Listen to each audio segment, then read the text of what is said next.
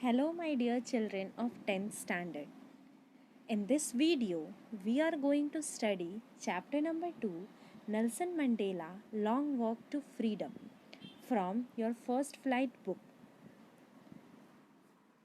This chapter is an extract from Nelson Mandela's autobiography Long Walk to Freedom.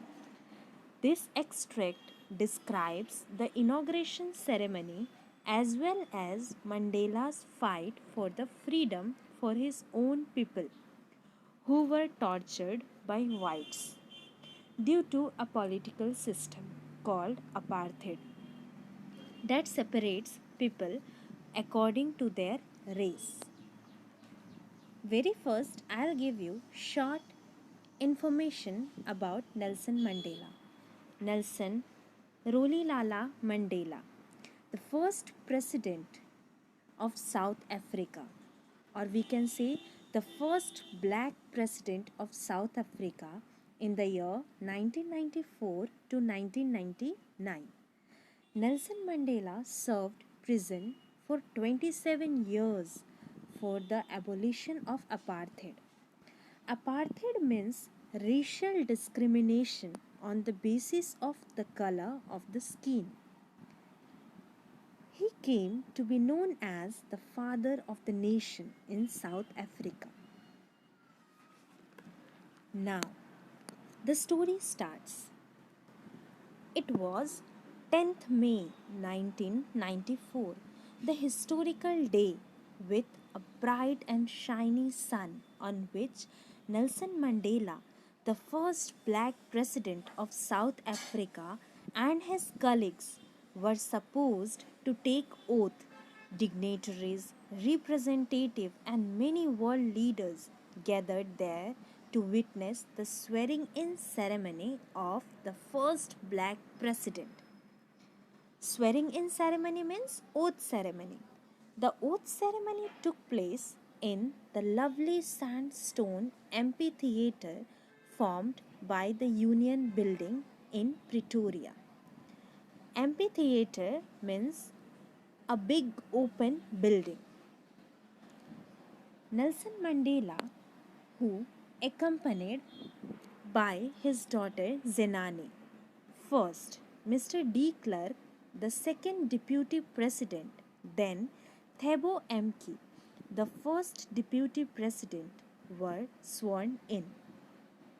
Nelson Mandela took oath as the first black president of South Africa.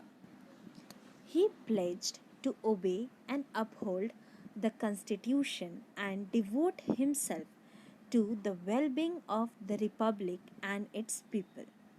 He also welcomed and thanked all the guests. His government also pledged to liberate people from the bondage of poverty, deprivation, suffering, and all sorts of discrimination.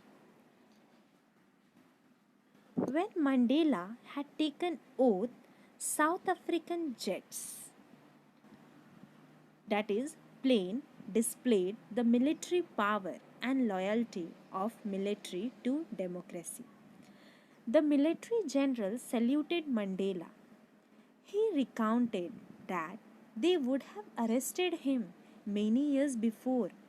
Then, two national anthems were sung.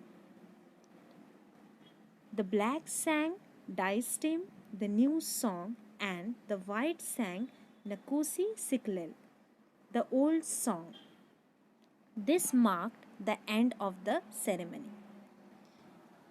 Later, Nelson Mandela remembers about days gone by which will soon be a part of history, where the whites had formed a system of racial dominance against the blacks. It was the basis of the harsh societies which is now overturned. He says that the policy of apartheid created a deep and lasting wound on his country and its people. Now it is the system that recognized the rights and freedom of all people. On the auspicious day, he also regretted the loss of thousands of people and remembered their sacrifices for the freedom of the country. The deep oppression by the whites produced the great freedom fighters like Oliver Tambos, Walter Sisulu, Chief Luthuli, Yusuf Dadu, etc. He said that South Africa is rich in minerals, but its precious wealth is its people, who is finer, truer than the purest diamonds.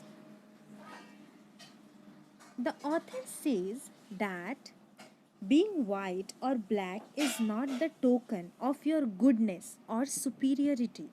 No one is born hating other people. Should love one another which comes without force as it is natural. It is man's essential goodness. A man has to perform duties to his family, community, and country, which he didn't see in his country before he pushed himself to fight for the blacks. A black was punished if he tried to live like a human being and forced to live apart from his own people. So, he was not allowed to perform his duties to his family. Mandela remembers that as a kid he was born free. As a kid, meaning of free for him was to run in the fields and to stay out at night. As a young man, he wanted the freedom of livelihood for himself and his family. But then he realized the real meaning of freedom and he joined African National Congress ANC. His craving for freedom of his people became stronger day by day.